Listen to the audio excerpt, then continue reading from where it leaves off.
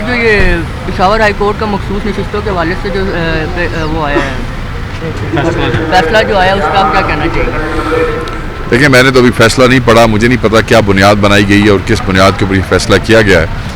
فیصلہ پڑھنے کے بعد میں اس پہ بہتر جو ہے وہ رائے دے سکوں گا, مگر میں یہ سمجھتا ہوں کہ یہ افسوسناک ہے کہ ہمارے حق میں فیصلہ نہیں ہو سکا پشاور سے, کیونکہ ہم سمجھتے ہیں کہ ہمارا رائٹ ہے جمہوریت کی روح کے مطابق, آئین کی روح کے مطابق. 3.5 کروڑ لوگوں نے ووٹ دیا ہے اور اس میں خواتین بھی انہوں نے محنت کی ہے ہمارے ساتھ, اور اقلیتوں کا تو ویسے ہی آپ شریعت محمدی میں بات کریں یا بیٹا قائد اعظم کے فرمودات لے لیں, ماڈرن رول وٹ ایور جو آپ, تو وہ ان کا رائٹ بنتا ہے ایز اے ریلیجن بھی ہمیں ان کو, تو ہم سے آپ چھین کے بندر بانٹ کر کے دیتے ہیں, یہ تو ویسے ہی زیادتی ہے. اور پھر اس حوالے سے آپ ان کو 2/3 میجورٹی دے رہے ہیں, ہر کالا پیلا کام کرنے کی آپ ان کو اجازت دے رہے ہیں, تو یہ ہمیں تو اس پہ افسوس ہے, ایسے نہیں ہونا چاہیے تھا. اب آگے فورم ہے ہمارے پاس سپریم کورٹ کا, ہم جائیں گے وہاں پہ اس کو ایگزاسٹ کریں گے. سر حالات کیسے نظر آ رہے ہیں؟ حالات یار کیا حالات, یہ حالات ہیں لوگوں کے ری کاؤنٹس ہو رہے ہیں, لوگوں کو اپنے ری کاؤنٹ میں MNAs کو اندر نہیں بیٹھنے دیا جا رہا, جیسے آج NA81 گجرانوالہ میں ہو رہا ہے, وہ بھی الیکشن کمیشن دے کے آئے ہیں. اسٹیج کی تلواریں لٹک رہی ہیں لوگوں کے سروں کے اوپر, اور دوبارہ جو ہے وہ پولیس استعمال ہو رہی ہے, وہی کیسز جو ہیں کھول کے بندوں کو تنگ کر رہے ہیں, ذلیل کر رہے ہیں. اور کیا ہے, آپ جب آپ کا مینڈیٹ ہی کر لیا اس کے بعد حالات کیا رہ جاتے ہیں؟ سر یہ ہے کہ ایسا نہیں ہو سکتا کہ جتنی بھی جماعتیں ہیں مل بیٹھ کر ٹیبل ٹاک کریں. دیکھیں میری بات سنیں, ہو سکتا ہے اگر جس کے ساتھ بیٹھ کے آپ نے بات کرنی ہے وہ آپ کے مینڈیٹ کا چور نہ ہو, جس نے آپ کی چوری کی ہو, آپ مجھے بتا دیں نا, آپ کیمرہ آپ کے پاس ہے, کوئی یہ چوری کر کے لے جاتا ہے, تو آپ پھر شام کو اس کے ساتھ بیٹھ کے گفتگو کریں گے, کیا کیمرہ ریکور کرنے سے پہلے کریں گے؟ آپ کا تو یہ ہوگا کہ یہ چور ہے یار, پہلے میرا کیمرہ دینا پھر تیری میں چھوڑوں گا. تو میرے اللہ کے بندے ہر پارٹی سے بات کرنے کو تیار ہیں, مینڈیٹ چوروں سے بات کرنے کو تیار نہیں ہے. آج کا جو فیصلہ ہے پشاور ہائی کورٹ کا, وہ ہمارے لیے آج کل کچھ اچھے فیصلے کہیں سے نہیں آ رہے ہیں, اور جو جن فیصلوں میں ہمیں توقع ہے کہ اچھے فیصلے ہوں گے وہ ہو نہیں رہے ہیں. اس کا مطلب یہ ہوا کہ آپ لوگ گڈ بکس میں نہیں ہیں ایسے؟ نہیں, یہ مطلب تو ابھی اگر آپ کو سمجھ آ رہی ہے تو پھر تو میں افسوس ہی کر سکتا ہوں. 2 سال سے جو ہماری شامت بنائی ہوئی ہے اور جو ہمارے ساتھ ہو رہا ہے تمام اداروں سے کی طرف سے, تو لہٰذا اس کی سمجھ ابھی تو نہیں ہے. یہ سب کچھ حکومت کر رہی ہے آپ کے ساتھ؟ یہ سب مل کے کر رہے ہیں, حکومت, اسٹیبلشمنٹ, سارا نظام مل کے کر دیا. الیاس مہربان صاحب کو ووٹ کاسٹ کر دیا آپ نے.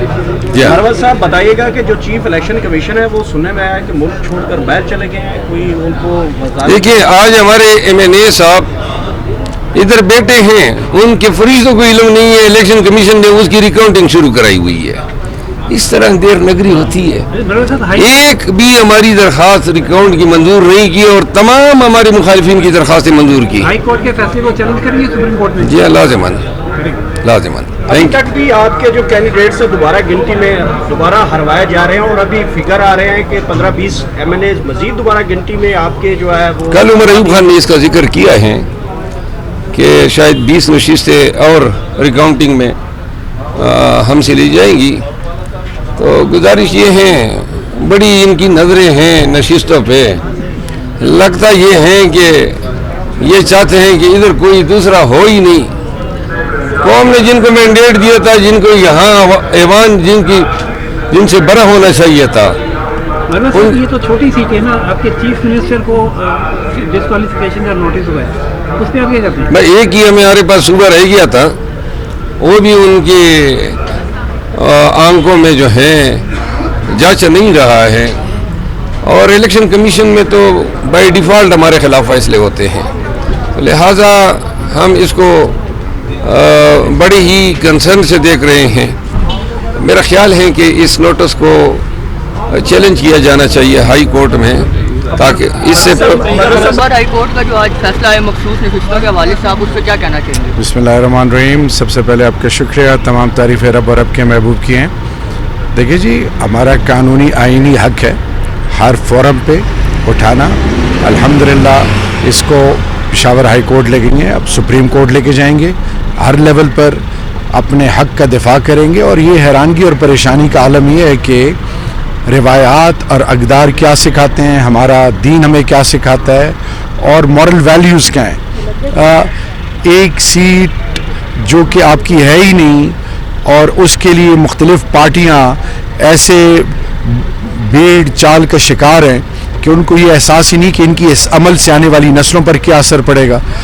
यानी झूठे, मकार, फरेबी, धोखेबाज के बारे में शरीयत क्या कहती है, कानून क्या कहता है। और सबसे बढ़कर ये कि अवाम ने इनको रिजेक्ट कर दिया था 8 फरवरी को, लेकिन मुझे इनकी सोचों पर हैरानगी होती है कि इनके नसीबों में तो वैसे भी अल्लाह की पिटकार लिखी हुई है, लेकिन ये जो अमल ख़ुद अपने आप पे ये जो दोहरा रहे हैं और कर रहे हैं, ये इनके लिए और इनकी बुनियादों के लिए एक ऐसी इबरत बनेगी कि लोग इनके नाम सुन कर नफरत करेंगे। कौंसिल की जो मखसूस नशिस्तों के खिलाफ फैसला है, इस पर आप क्या कहना चाहिए? देखिए, वो तो मेरिट पे फैसला है। अब कानून है, कानून मौजूद है कि आपने पहले लिस्टें देनी होती हैं, और एक पार्टी ही मौजूद नहीं थी जब ये इलेक्शन हुआ, और उसके बाद उन्होंने वो उसमें ऐड ऑन किया, तो उसका रिज़ल्ट यही आना था जो रिज़ल्ट आया है। तो वो मेरिट पे फैसला है, मैं ये समझता हूँ। बहुत शुक्रिया, थैंक यू।